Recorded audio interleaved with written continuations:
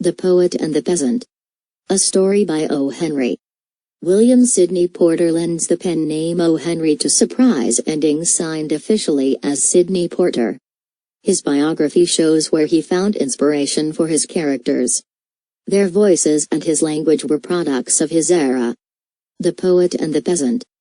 The other day a poet friend of mine, who has lived in close communion with nature all his life, wrote a poem and took it to an editor.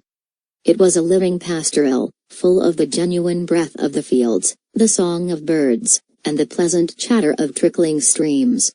When the poet called again to see about it, with hopes of a beefsteak dinner in his heart, it was handed back to him with the comment, "Too artificial."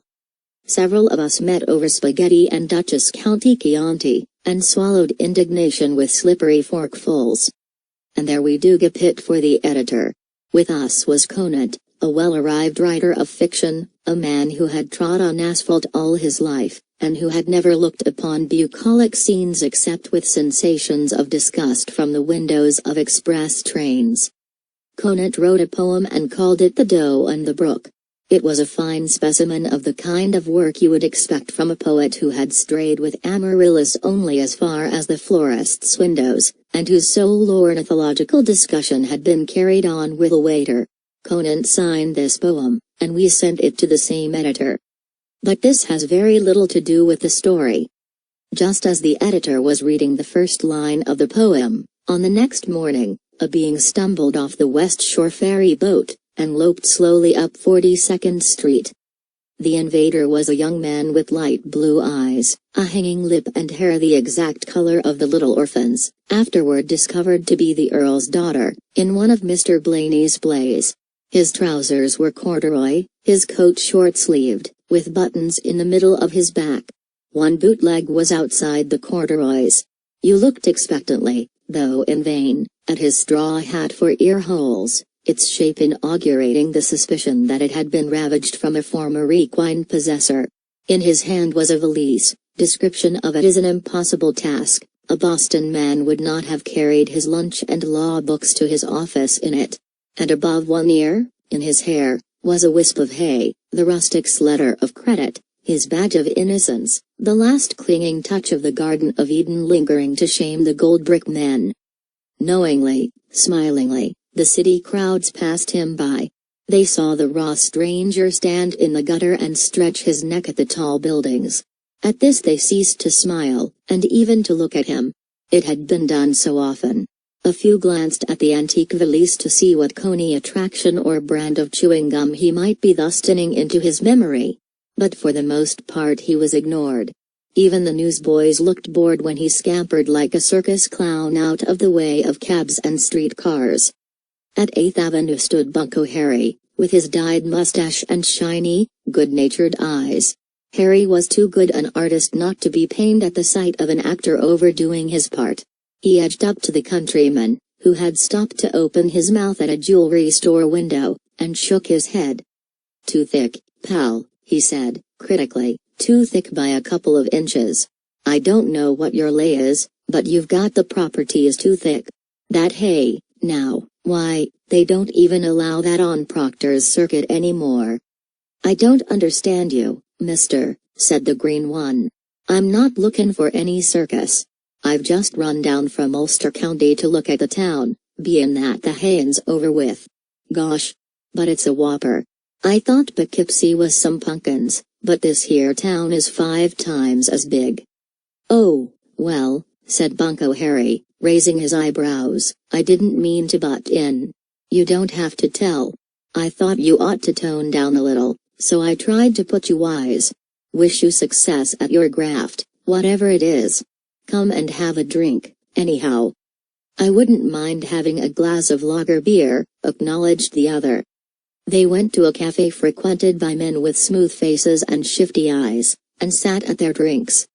"I'm glad I come across you, mister," said Haylocks. "How'd you like to play a game or two of 7-Up? I've got the cards." He fished them out of Noah's valise, a rare, inimitable deck, greasy with bacon suppers and grimy with the soil of cornfields. Bunko Harry laughed loud and briefly. "Not for me, sport," he said, firmly. "I don't go against that makeup of yours for a cent. But I still say you've overdone it. The Reubs haven't dressed like that since '79.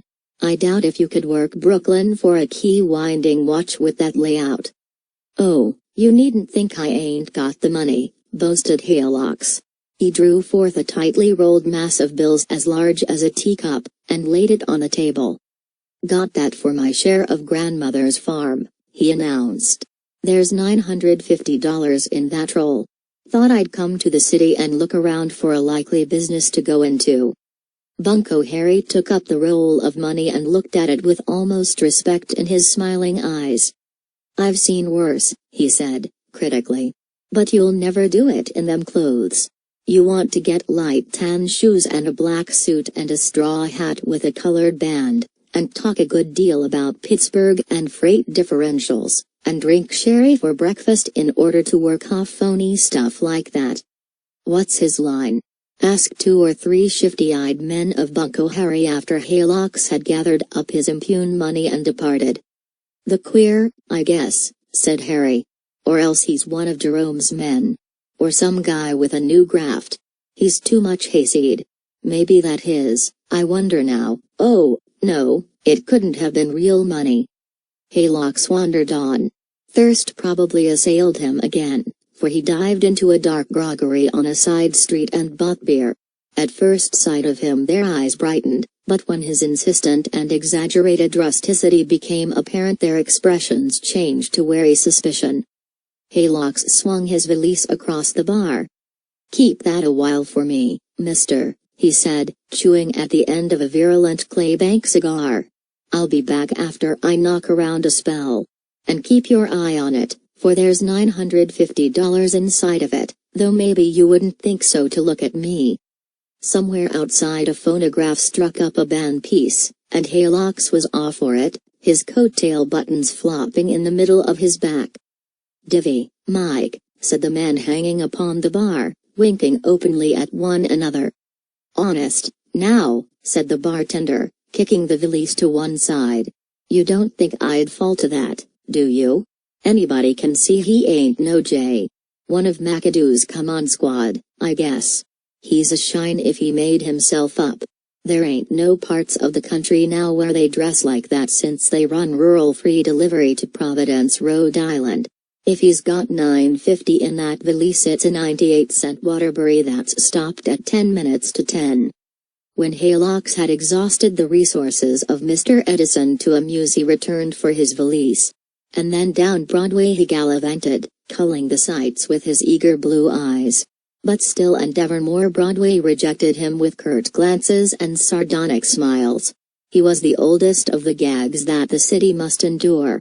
He was so flagrantly impossible, so ultra-rustic, so exaggerated beyond the most freakish products of the barnyard, the hayfield and of vaudeville stage, that he excited only weariness and suspicion.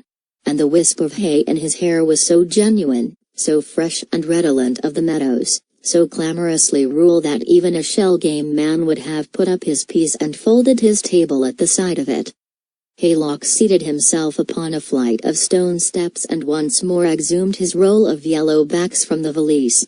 The outer one, a 20, he shucked off and beckoned to a newsboy. "Son," said he, "run somewhere and get this changed for me. I'm mighty nigh out of chicken feed. I guess you'll get a nickel if you'll hurry up." A hurt look appeared through the dirt on the newsie's face. "Aw, watch your tink. Gwan and get your funny bill changed yourself. Dey ain't no farm clothes you're got on. Gwan with your stage money." On a corner lounged a keen-eyed steerer for a gambling house. He saw Haylox, and his expression suddenly grew cold and virtuous. "Mister," said the rural one, "I've heard of places in this here town where a fellow could have a good game of old sledge or peg a card at Keno. I got $950 in this valise, and I come down from Old Ulster to see the sights. Know where a fellow could get action on about $9 or $10? I'm going to have some sport, and then maybe I'll buy out a business of some kind." The starer looked pained, and investigated a white speck on his left forefinger nail. "Cheese it, old man," he murmured, reproachfully. The central office must be bughouse to send you out looking like such a gilly. You couldn't get within 2 blocks of a sidewalk crap game in them Tony Pastor props. The recent Mr. Scotty from Death Valley has got you beat across town block in the way of Elizabethan scenery and mechanical accessories. Let it be skidoo for yours. Nay, I know of no gilded halls where one may bet a patrol wagon on the ace. Rebuffed once again by the great city that is so swift to detect artificialities, Haylock sat upon the curb and presented his thoughts to hold a conference. "It's my clothes," said he, "derned if it ain't. They think I'm a hayseed and won't have nothin' to do with me. Nobody never made fun of this hat in Ulster County. I guess if you want folks to notice you in New York you must dress up like they do." So Haylocks went shopping in the bazaars where men spake through their noses and rubbed their hands and ran the tape line ecstatically over the bulge in his inside pocket where reposed a red nubbin of corn with an even number of rows.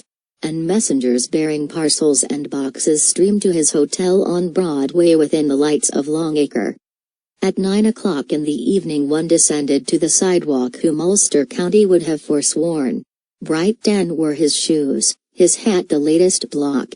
His light grey trousers were deeply creased, a gay blue silk handkerchief flapped from the breast pocket of his elegant English walking coat. His collar might have graced a laundry window, his blonde hair was trimmed close, the wisp of hay was gone. For an instant he stood, resplendent, with the leisurely air of a boulevardier concocting in his mind the route for his evening pleasures. And then he turned down the gay, bright street with the easy and graceful tread of a millionaire. But in the instant that he had paused the wisest and keenest eyes in the city had enveloped him in their field of vision. A stout man with grey eyes picked 2 of his friends with a lift of his eyebrows from the row of loungers in front of the hotel. "The juiciest jay I've seen in 6 months, said the man with grey eyes. "Come along." It was 11:30 when a man galloped into the West 47th Street police station with the story of his wrongs. $950, he gasped, "all my share of grandmother's farm." The desk sergeant wrung from him the name Jabez Bultung, of Locust Valley Farm, Ulster County, and then began to take descriptions of the strong-arm gentleman. When Conant went to see the editor about the fate of his poem, he was received over the head of the office boy into the inner office that is decorated with the statuettes by Rodin and J.G. Brown. "When I read the first line of The Doe and the Brook," said the editor, "I knew it to be the work of one whose life has been heart to heart with nature. The finished art of the line did not blind me to that fact. To use a somewhat homely comparison, it was as if a wild, free child of the woods and fields were to don the garb of fashion and walk down Broadway. Beneath the apparel the man would show." "Thanks," said Conant. "I suppose the check will be round on Thursday, as usual." The morals of this story have somehow gotten mixed. You can take your choice of stay on the farm or don't write poetry. End of the story.